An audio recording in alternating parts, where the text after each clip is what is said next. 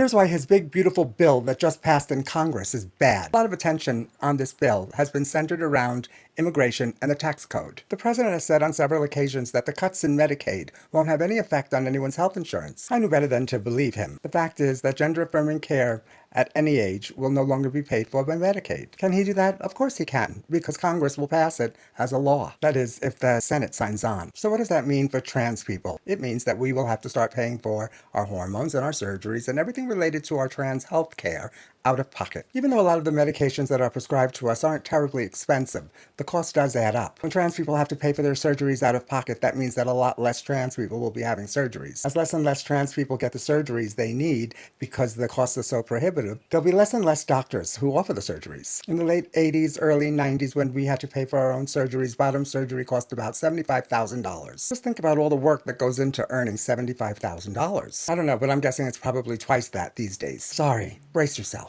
In another part of this bad bill, judges' ability to overturn a bad law or order will be severely curtailed. Judges will no longer be able to hold the president and his administration in contempt. That'll be achieved mostly through taking the funding needed to enforce a contempt order away. Because no funds will be allocated, the judge's hands will be tied. A bill like this will limit the ability of the judicial branch. The separation of powers described in our Constitution will no longer be intact. There's also something in there about if you want to sue the government, you have to pay up front a huge bond. You'll have to pay up front to sue the government. All those court cases fighting those horrible orders of his will no longer be able to be fought because you can't sue the government. There's also a provision in this bill that limits funding to go towards banning AI in elections and campaigns for the next 10 years. Imagine the lies that you would believe if you had an AI image telling you that they were true. Not just once, but repeatedly for the next 10 years. Think about how that might impact trans people. In the bill, there's lots of money allocated to this golden dome that's supposed to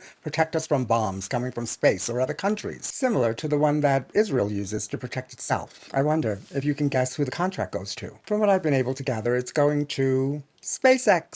Surprise! So if insurance doesn't cover our medications or our surgeries or anything to do with our trans health care, then we're going to get back to the back alley meds and doctors. Take it from me, it's a lot less fun than it sounds. Without the checks and balances that the judicial branch puts on the executive branch, then we just have a ruler. We have a king. We have a president with no boundaries on his authority. Does that sound like a good idea to you? How will facts and truth survive the powers of AI supporting lies? All this isn't something that's going to happen in the distant future. It's happening now. It's already passed Congress, so I don't know what to tell you. Do what you think you have to do. Leave, stay, fight, whatever. There's no time to linger.